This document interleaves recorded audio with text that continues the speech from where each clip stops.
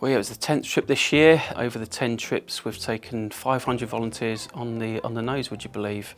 Started back in 2012 with 12 of us that went over to Kenya, and we didn't really know what we were doing, but we were thrown into it and fell in love with the country and the people. And year on year, we've tried to evolve it, tried to develop the sophistication of it to maximise the impact while we're over there, and resulting in us taking 80 volunteers the trip just gone in May.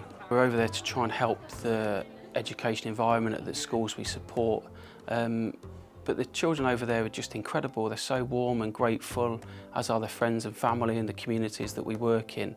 But to see them over the 11 years we've been going, you've seen them grow up into young adults, you've seen the impact we've had on their education, and it's not just us, obviously other organisations go and support their schools as well, but it's just seeing the fruits of the labour and the frustrations and the hard work and the commitment of the volunteers.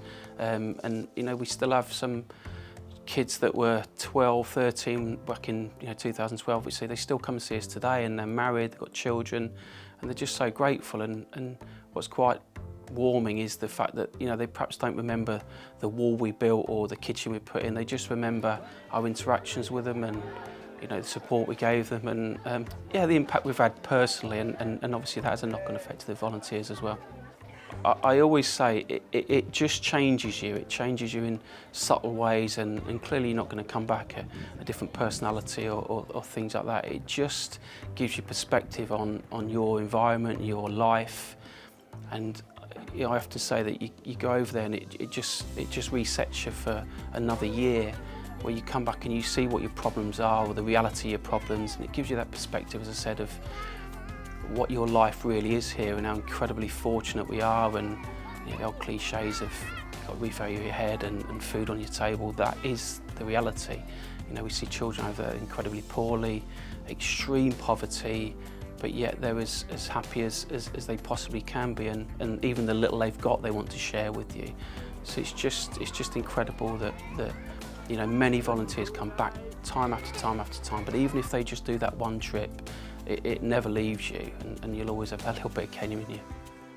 About 20% of everything that each volunteer raises, we ring fence and keep within this country. So children and communities in and around Derby benefit as well, and it's running into the tens of thousands of pounds we've managed to ring fence and plough back into various projects. It was originally the disability programme, then it evolved in some of our funded programmes through health that were struggling a little bit, and now we use it to support the community corner. So it's had a significant impact back in this country as well, and we try and make sure that message gets out there as well, because it's really important.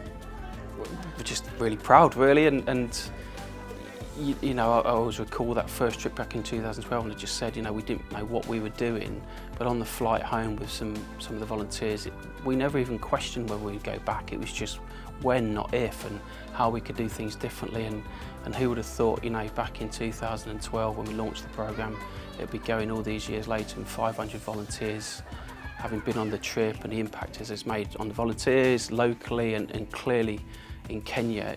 We're just really proud of where we've come from and the impact we've had, because ultimately that's what the trip was set up to do. So to be recognised, we're really pleased, and it's recognition of all the volunteers' hard work and their passion and their drive to do everything they can to help